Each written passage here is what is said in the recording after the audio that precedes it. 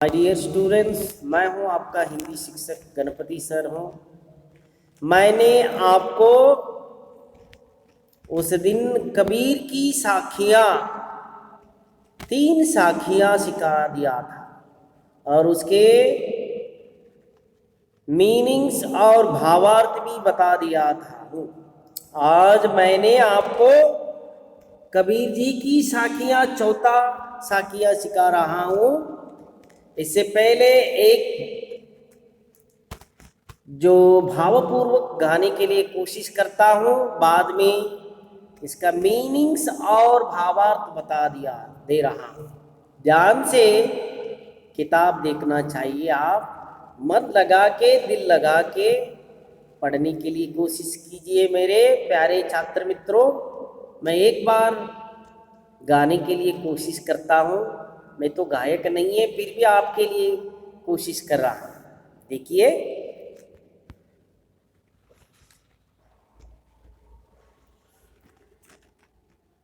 कबीर घास न नींदिए,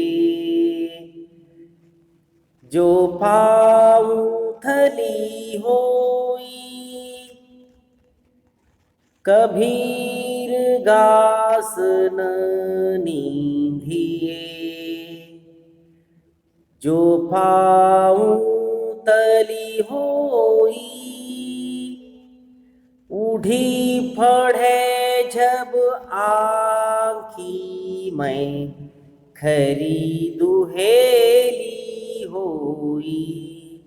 फिर एक बार, कबीर घास न नींदिए, जो पाँव तली होई।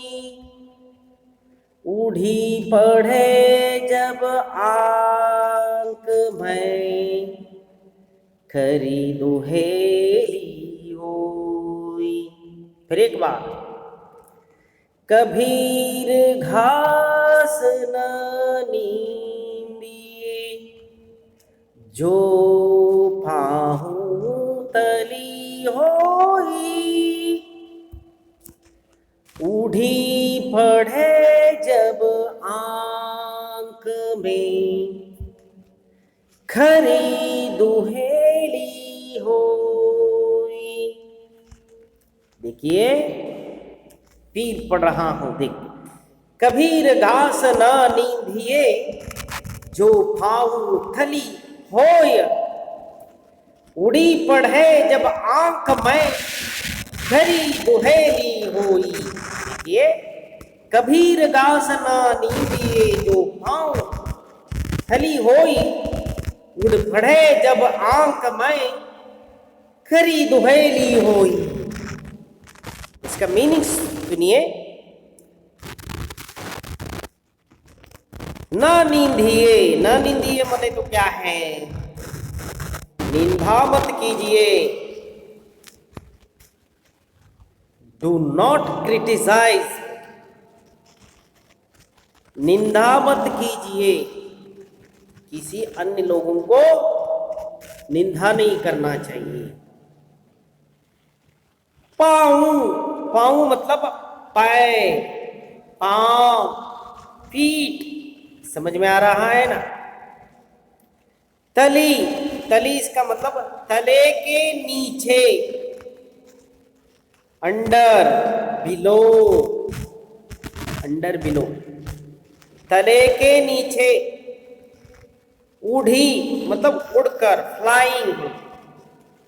आंख मतलब आंखें, नेत्र नयन, कन्नु दृष्टि, आइस अंग्रेजी में आइस क्या। खरी मतलब बहुत ज्यादा, अधिक, टू मच बोलते हैं, टू मच।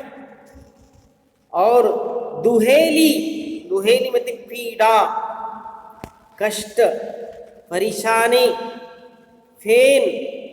समझ में आया ना मीनिंग्स? अब कबीरदास जी ने इस साखियां किस संदर्भ में लिखकर क्या मैसेज देना चाहते हैं, क्या मैसेज इस देश को, इस समाज को, इस सोसाइटी को, इस दुनिया को, इस लोगों को क्या मैसेज देना चाहते हैं, तो थोड़ा सुनिए।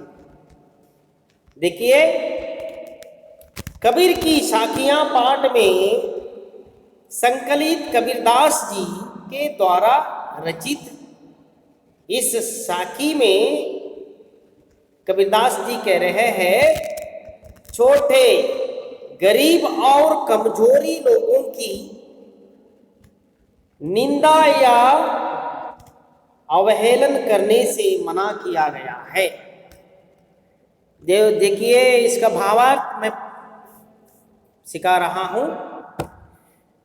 संत कबीरदास जी कहते हैं, संत कबीरदास जी एक महान समाज सुधारक है। संत कबीरदास जी एक महान समाज सुधारक है। उन्होंने इस साखी के माध्यम से बताया है कि उन्होंने इस साखी के माध्यम के द्वारा बताया है कि क्यों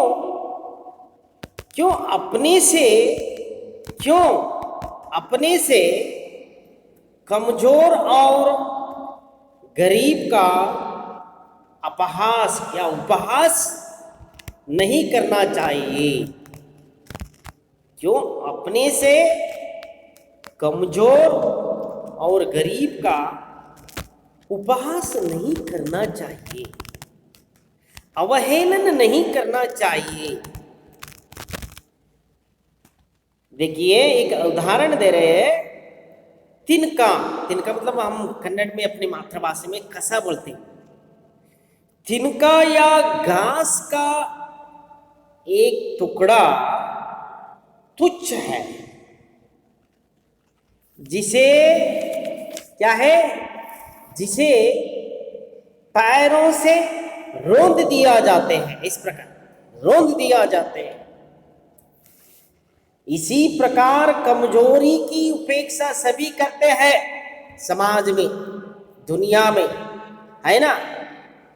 इसी प्रकार जिस प्रकार हम एक टुकड़े को पैर में रौंद देते हैं तुच्छ बोल के, उसी प्रकार इस समाज में, इस सोसाइटी में, इस समाज में, इस सोसाइटी में, इस दुनिया में कमजोरी को उपेक्षा सभी करते हैं। मगर कबीरदास ऐसा करने से मना करते हुए कहते हैं, कबीरदास ऐसे करने से मना करते हुए कहते हैं कि इस समाज, इस देश, इस दुनिया को कहते हैं कि जिस प्रकार घास का टुकड़ा उड़कर जब आंखों में पड़ जाता है तो बहुत पीड़ाजनक होता है। जिस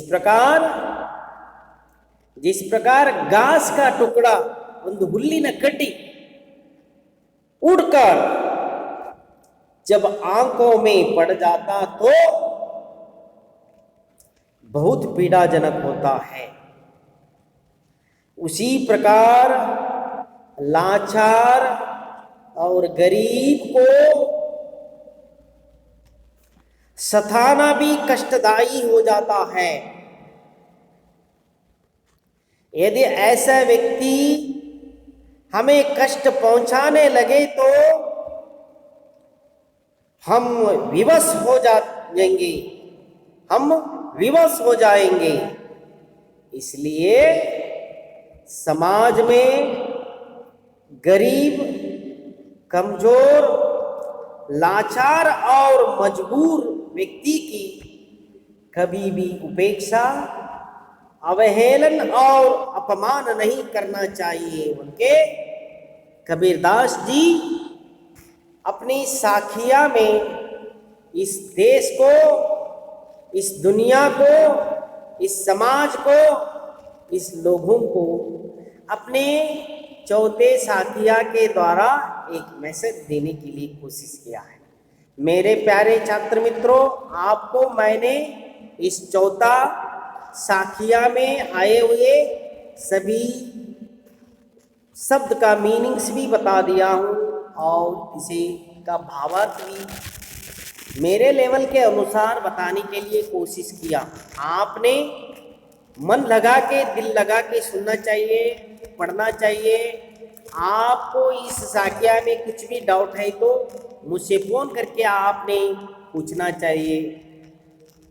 आप मन लगा के पढ़िए, दिल लगा के पढ़िए। और एक मैं आपको बताना चाहता हूँ, आजकल कोरोना बीमारी दिन दिन से बढ़ते जा रहा है, इसलिए आपने इससे बचने के लिए एक ही रास्ता है, मास्क धारण करना चाहिए और सोशल डिस्टेंस मेंटेन करना चाहिए।